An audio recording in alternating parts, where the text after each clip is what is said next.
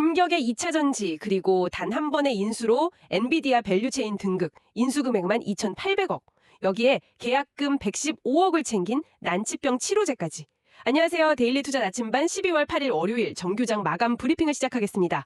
그럼 가장 먼저 눈에 띄는 2차 전지 섹터부터 시작해볼까요? 한동안 정말 조용했는데 오늘 다시 시장의 중심에 섰어요. 네, 그랬죠. 자료를 보니까 역시 가장 큰 기폭제는 LG 에너지 솔루션과 메르세데스 벤츠의 2조 원이 넘는 대규모 계약 소식이더라고요. 맞아요. 그런데 여기서 중요한 건 단순히 계약 규모만이 아니에요. 아, 그런가요? 네, 자료를 자세히 보면 이번 계약이 벤츠의 그 최고급 럭셔리 모델이 아니라 앞으로 나올 대중화 모델에 들어갈 배터리일 가능성이 높다는 점이죠. 대중화 모델이요? 아, 그렇죠. 전기차 시장이 지금 캐즘이라고 하는 대중화 직전의 수요 정체기를 겪고 있잖아요. 네네. 이걸 가격 경쟁력 있는 중저가형 배터리로 뚫고 나가겠다. 이런 명확한 전략적 신호로 볼 수 있는 거예요. 아, 그러니까 비싼 차에만 들어가던 전기차 배터리의 문턱을 낮춰서 이제 본격적으로 시장 전체를 공략하겠다는 신호탄인 셈이군요. 정확합니다. 프리미엄에서 이제 볼륨 시장으로의 전환, 그게 핵심이죠. 그렇다면 두 번째 동력은 의외로 로봇이던데요. 배터리랑 로봇, 이게 어떻게 연결되죠? 그게 참 재밌는 지점이에요. 하나증권 보고서에서 나온 배터리는 국가 안보 자산이라는 개념이 핵심인데요. 국가 안보 자산이요? 네, 최근 미국이 로봇 산업 육성 정책을 아주 강하게 밀어붙이고 있거든요. 그러면서 배터리는 이제 단순한 자동차 부품이 아니게 된 거예요. 그럼 뭐가 되는 거죠? 에너지 저장 장치, 즉 ESS나 휴머노이드 로봇의 심장 역할을 하는 국가 전략 물자로 격상되고 있는 거죠. 아하, 탈중국 공급망 정책이랑 맞물리면서 한국 기업들한테는 완전히 새로운 거대 시장이 열리는 셈이에요. 그렇군요. 자동차를 넘어서 로봇이라는 새로운 영토로 확장된다는 기대감이네요. 그런데 자료에 알테오젠 호가라는 것도 있던데 이건 기술이나 정책과는 좀 다른 이야기 같아 보여요. 아, 네. 그건 순수하게 시장 내부의 돈의 흐름, 그러니까 수급에 대한 이야기예요. 수급이요? 네. 원래 코스닥 시총 1위였던 알테오젠이라는 바이오 기업이 코스피로 이전 상장을 결정했어요. 네, 그 소식은 들었어요. 그러면 코스닥 지수를 기계적으로 따라가는 패시브 펀드 자금들 있잖아요. 네네, 있죠. 이 자금들은 알테오젠이 빠져나간 빈자리를 채워야 하는데 그 다음 순위가 바로 에코프로 BM이랑 에코프로였던 거죠. 아, 그냥 돈이 갈 곳을 찾아서 자연스럽게 흘러들어갈 거라는 기대감이군요. 바로 그거죠.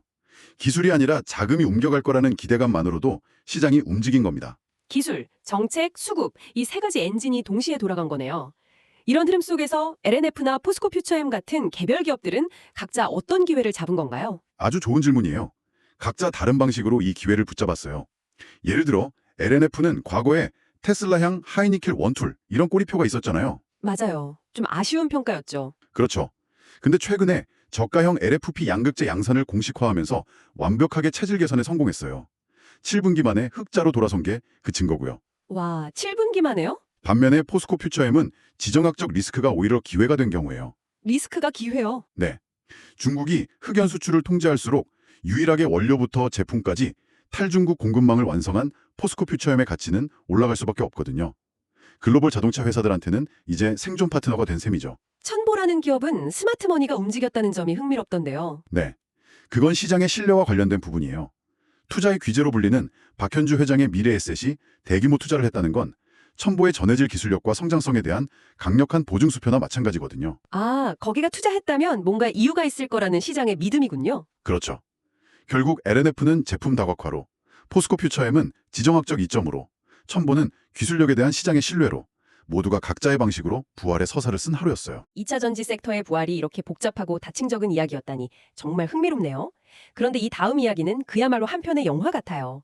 TV 부품을 만들던 전통 제조업체 성호전자가 네, 하루아침에 시장에서 가장 뜨거운 엔비디아 밸류체인의 일원이 됐죠. 이게 어떻게 가능한 일이죠?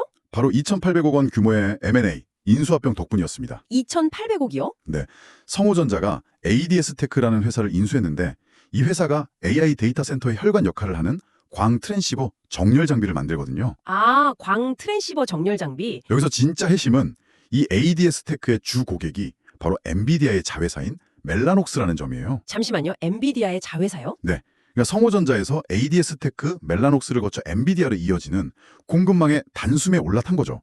완벽한 환골 탈태예요. 와, 이건 뭐랄까 시장에서는 전혀 예측하지 못했던 건가요? 아니면 모두가 깜짝 놀란 그야말로 사건이었던 거예요? 거의 후자에 가까워요. 전통적인 제조업체가 갑자기 AI 데이터 센터 핵심 공급망에 편입될 거라고 예상하기는 어려웠죠. 그렇죠. 자료에 나온 비유가 재밌던데 광 트랜시버를 컴퓨터의 전기 신호랑 광 케이블의 빛 신호를 통역해주는 초고속 통역사라고 표현했잖아요. 네네, 아주 적절한 비유죠.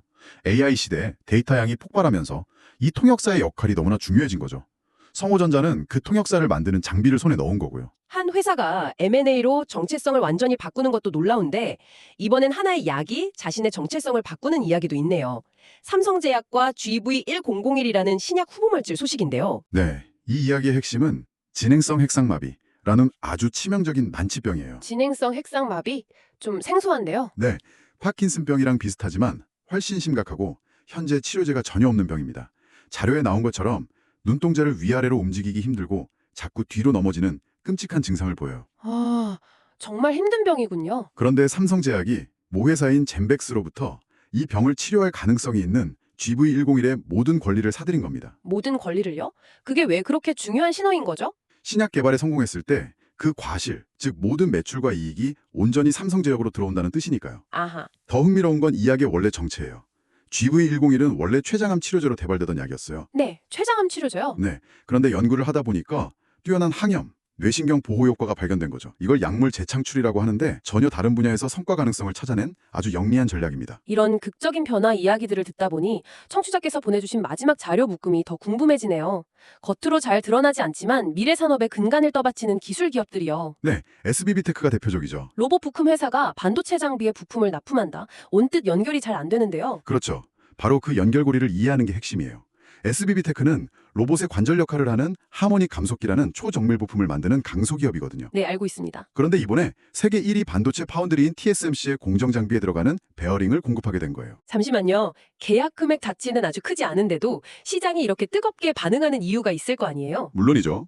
이건 돈의 문제가 아니에요. 바로 TSMC의 레퍼런스를 확보했다는 그 상징성 때문입니다. TSMC의 레퍼런스? TSMC의 반도체 공정은 세계에서 가장 까다롭고 정밀하기로 유명하잖아요.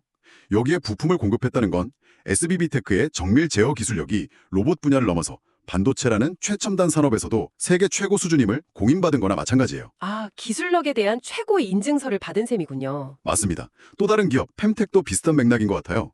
반도체 웨이퍼 샘플을 자동으로 전처리하는 시스템으로 미국 특허를 받았다는 내용인데 이 자동화가 왜 그렇게 중요한 건가요? 반도체 칩이 점점 작고 복잡해지면서 눈에 보이지도 않는 분량을 찾아내는 분석 기술이 수율, 그러니까 생산성을 좌우하는 핵심이 됐거든요. 네네. 예전에는 이걸 사람이 직접 손으로 웨이퍼를 자르고 갈아서 현미경으로 볼 샘플을 만들었어요.